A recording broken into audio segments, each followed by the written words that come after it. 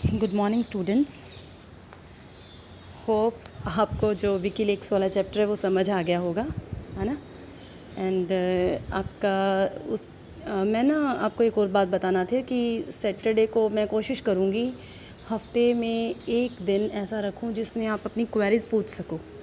Please कोशिश करो कि क्वेरीज़ थोड़ी सी इस हिसाब से पूछो। पहले तो देखो, मैंने आपको जो ऑडियो भेजी है या भेज रही हूँ, I am trying to clear each and everything, है ना। पूरी कोशिश कर रही हूँ जितना मुझसे हो पा रहा है। And please I want your cooperation also, है ना।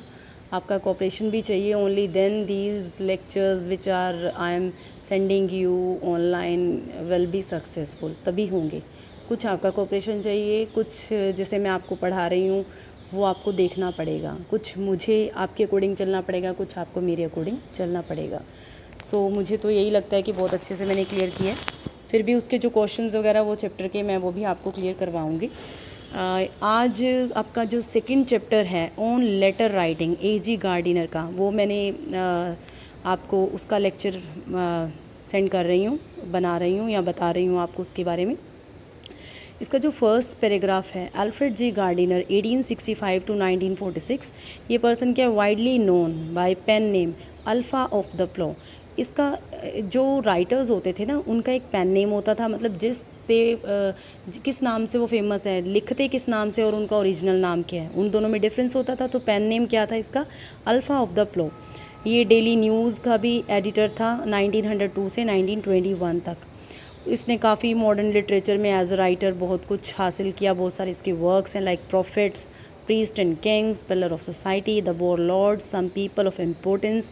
ज़्यादातर इसके ऐसे हैं जो हमें रिमाइंड कराते हैं कुछ प्लेजेंट थिंग्स के बारे में। सनशाइन हो गया, मर्थ हो गया, दुख, लाफ्टर एंड पीस के बारे में। क्योंकि इसका जो राइटिंग स्टाइल है, ये क्या करता है, आइडियाज़ और इमोशंस को कंबाइन करके लिखता है और एक फॉर्म डाल देता है। फॉर्म क्या है? ब्यूटीफुल फॉर्म डाल देता है, जिससे वो जो वर्क है वो बहुत ज़्यादा अच्छा दिखने लग जाता है। So they may be ranked among the production of literary genius. इसके वर्क्स है लिटरेरी जीनियस में उनको रैंक मिला हुआ है। Like is great contemporary essayist, Gardiner writes with amazing effectiveness that contribute largely to the charm of his essay. अपने contemporary writers की तरह इसने भी बहुत अच्छी तरह अपने वर्क्स लिखे हैं, ताकि इसके वर्क्स में भी कुछ इफ़ेक्टिवली चार्म इसके एसेस को मिल सके। So this chapter is about on letter writing, यानी जो लेटर लिखे जाते थे पहले उसकी क्या वैल्यू थी। आज के टाइम पे we people are using WhatsApp, है ना। हमें ये भी पता है कि जब हम व्हाट्सएप यूज़ कर रहे हैं तो हमें काफ़ी ज़्यादा जो प्रॉब्लम्स आ रही है स्पेलिंग्स में। We don't know how to spell a particular word, क्योंकि हमने अपनी आदत इतनी ज़्यादा बना ली है कि हम व्हाट्सएप पे अगर वाई डालना है, WHY, we don't use full word. हम क्या लगाते हैं, सिर्फ अल्फ़ाबेट लिख देते हैं, वाई पीछे क्वेश्चन मार्क, है ना। काफ़ी हम ऐसी लैंग्वेज यूज़ करने लग गए हैं जिसके कारण हमारा जो स्पेलिंग्स को रिमेंबर करने का, याद करने का, वो हम भूल चुके हैं। इवन लोगों की जो पहले राइटिंग होती थी वो इतनी सुंदर होती थी, लेटर देखते ही बड़ी खुशी होती थी। लेकिन आज के टाइम पे वो चीज़ भी ख़त्म हो गई है, लोग लिखते ही नहीं हैं तो उनकी राइटिंग भी कोई इम्प्रूव नहीं हो रही है। एक्चुअल में लेटर राइटिंग ऐसे नहीं है कि हम पुराने टाइम में किसी को भी लेटर लिख देते थे, वैसे ही नहीं। लेटर राइटिंग भी एक आर्ट है। देखो, कोई भी काम अगर आप करते हो तो उसमें एक आर्ट तो होती ही है। अगर उसे आप ब्यूटीफुली करने की कोशिश करोगे तो डेफिनेटली वो चीज़ सक्सेस हासिल करेगी और सबको अच्छी भी लगेगी। कई बार क्या होता है, जैसे आप हर चीज़ मैचिंग डाल लो, है ना। आपने बड़े अच्छे अगर गर्ल्स हैं इयररिंग्स डाले हैं, सूट अच्छा डाला है ना, मैचिंग आपने ये डाल लिया वो डाल लिया, तो वो आप अलग से नज़र आते हो। वैसे ही बॉयज़ क्या है ना, if they are wearing matching everything, goggles, they are using all those things, तो अच्छे लगेंगे। वैसे ही वो भी एक आर्ट हो गया, हाउ टू लुक ब्यूटीफुल या हाउ टू लुक हैंडसम। ये भी आर्ट है। ये नहीं है कि हाँ ये तो इजी है, ये भी काम मेरे अकॉर्डिंग तो आसान नहीं है, कि इसके लिए भी बहुत मेहनत करनी पड़ती है। पहले मार्केट में जाओ, वहाँ से हर चीज़ को मैचिंग उठा के लाओ, फिर उसको वैसे करवाओ। तो I think it's also a very difficult task according to me. So letter writing भी वैसे ही बहुत मुश्किल है। एजी गार्डिनर ने इसके बारे में काफ़ी कुछ बताया। ही इज सेइंग कि इसमें 2 सोल्जर्स की बात हो रही है। 2 सोल्जर्स हैं, एक का नाम बिल है, एक का नाम सैम है। वो एक दूसरे से बात कर रहे हैं। जो बिल है वो अपना उसकी जो छुट्टी है उसकी कैंटोनमेंट से वो ख़त्म हो चुकी है, वो वापस जा रहा है। तो सैम उसे क्या कह रहा है, उसे ये कह रहा है कि तुम जब जाओगे वहाँ पे है ना, पहुँच जाओगे तो भूलना मत कि तुम्हें लेटर लिखना है।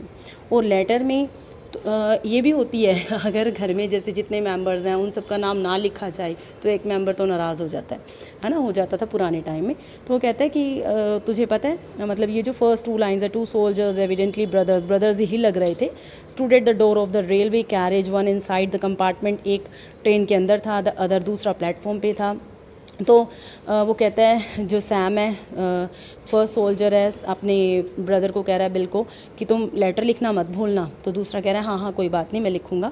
एंड उसे बिल क्या कह रहा है कि तुझे लेटर लिखना है, और लेटर में मदर भी है, वाइफ भी है, बॉब, सारा, आंट जेन, अंकल जिम, इन सब के बारे में लिखना पड़ेगा, है ना। ये सेड सैम ने कहा र्यूफुली क्या है, विद रिग्रेट, दुख से उसने कहा, या इट्स अ रियल जॉब, क्योंकि उनको ये लगता है कि ये जॉब भी बहुत मुश्किल है। It's difficult what to write, कैसे लिखना है, किसके बारे में क्या लिखना है, ये भी बहुत मुश्किल काम है ना। कहते हैं कि अगर एक बंदे के बारे में आप ना लिखो तो वो ऑफेंडेड हो जाता है, ऑफेंस बन जाता है, अपराध बन जाता है। And if you write to one and miss another they are offended, है ना, तुम अपराधी बन जाते हो कि तुमने उसके बारे में क्यों नहीं लिखा, है ना। But I always mention all of them, कहता है मैं तो हमेशा सबको ही मेंशन करता हूँ। I say love to Sarah, hope aunt Jane's cold better, aunt Jane का जो बुखार है, ज़ुकाम है, वो ठीक हो गया होगा, and that sort of things, that fills out a page. कहता है इससे से मेरा पेज भर जाता है पूरा। बट आई एम बाउल्ड, कहता है मैं तो कन्फ्यूज़ होता हूँ, मुझे कोई चीज़ ही नहीं मिलती लिखने के लिए। Hoping that find you will as it leaves me at present and then I am done, what else is there to say. मैं सोचता हूँ ये कुछ लिख के कि ख़त्म हो गया लेटर, अब मैं और क्या लिखूँ।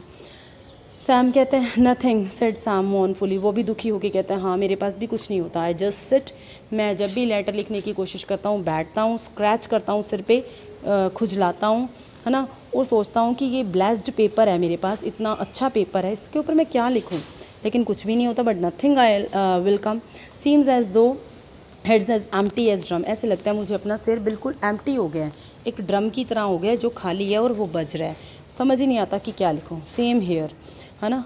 बिल भी कहता है it is not like writing love letter, कहता है अगर लव लेटर लिखना हो तो आई थिंक बहुत चीज़ें हैं लिखने के लिए, लेकिन ये लेटर तो फैमिली को लिखना होता है तो ऑब्वियस है बहुत बोरिंग है, क्या लिखें क्या ना लिखें। When I was up to that game, कहता है कि when I was young, marriage नहीं हुई थी उस टाइम पे, लव लेटर्स लिखने मेरे लिए काफ़ी एक आसान टास्क था, इजी गेम थी। व्हेन आई गॉट स्टक, कहते हैं जहाँ भी मैं फंस जाता था मैं क्या करता था, क्रॉसेस डाल देता था और उससे मेरी बिलव्ड को काफ़ी कुछ समझ आ जाता था। बट राइटिंग टू मदर, लेकिन मदर को लिखना लेटर, वाइफ, सारा, जिम, है ना, ये बहुत मुश्किल है। You can't fill up with crosses, यहाँ पे क्रॉसेस लगाओगे तो they will definitely ask you कि ये कौन सी कोड लैंग्वेज लिखी है ना, ये रिडिकुलस हो जाता है। इट वुड सेड सैम, है ना। Then the train began, train जाने वाली होती है, and soldiers in the train sank, soldier है वो वापस ट्रेन में बैठ जाता है, took out a cigarette and began to smoke. I found he had been twice, मुझे ऐसे लग रहा था जैसे वो दूसरी बार अपनी छुट्टी मनाने के लिए आया और उसकी अब छुट्टी ख़त्म हो चुकी है, वो वापस जा रहा है। उसको देख के ऐसे भी लग रहा था, बैटल ऑफ मॉन्स की बात की है, ये फर्स्ट वर्ल्ड वॉर में बैटल ऑफ मॉन्स हुई थी उसके बारे में बात की गई है। जैसे he had been at the battle of Mons through the retreat of the माने, the advance of the Aisne, the first battle of Ypres, in the fighting at the Festubert, मतलब सोल्जर है तो वो एक particular लड़ाई तो लड़ ही रहा होगा। In a word he had seen some of the greatest events in the world's history, ऐसे लग रहा था कि वर्ल्ड की हिस्ट्री में उसने कुछ ग्रेटेस्ट इवेंट्स देखी हैं। अब जैसे प्लासी की लड़ाई हो गई है ना, ये सारी क्या है हिस्ट्री में एक ग्रेट इवेंट्स हैं। Face to face and yet he confess that he when he come to write a letter even to his wife he could find nothing to से।